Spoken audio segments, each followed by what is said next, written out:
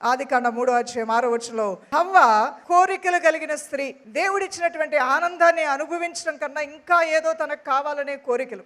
దేవుడు తనకిచ్చినటువంటి స్వాతంత్రములు ఆనందించకుండా ఇంకా ఏదో దేవునికి తెలియంది, భర్తకు తెలియంది, నేనే అన్నిటినీ తెలుసుకొని ఇంటిని చక్కబెట్టాలనేటువంటి ఆవేశం, తొందరపడుతున్నాం అవ్వమ్మలో మనం చూడగలుగుతున్నాం. ఆమెకి కొన్ని కోరికలు ఉన్నాయి. ఆ కోరికల గురించి మాట్లాడటానికి సాతాను వచ్చాడు. సాతాను వచ్చి చెప్పగానే నువ్వు దేవుడి కన్నా గొప్పదనవుతావు, నువ్వు తిను, నీ భర్తతో తినిపించు అనగానే ఆ తన కోరికను అనుసరించి ఆమె చేయటం వలన ఆ కోరిక ఆమెకి దుష్ట ప్రభావాన్ని తీసుకొచ్చింది. ఆ కోరిక ఆ ఇంటికి శాపాన్ని తీసుకొచ్చింది. ఆ కోరిక మానవాళికే శాపాన్ని తీసుకొచ్చింది. ఈ రోజున ప్రియులారా, ఒక కోరిక, నాకు కొన్ని కోరికలు ఉంటాయి నా హృదయంలో, నీకు కొన్ని కోరికలు ఉంటాయి. కానీ ఎలాంటి కోరికలు కలిగి ఉన్నాయి? ఏ కోరిక నీ ఇంటిని పాడు చేస్తుంది, నీ ఇంటిని బాగు చేస్తుంది, దాని పర్యవసానం నీ ఇంటి మీద ఎలా పడుతుంది, నీ మీద ఎలా పడుతుందని నువ్వు ఆలోచించగలిగావా అనేది ప్రధానమైన ప్రశ్నగా మనం తీసుకోవాలి.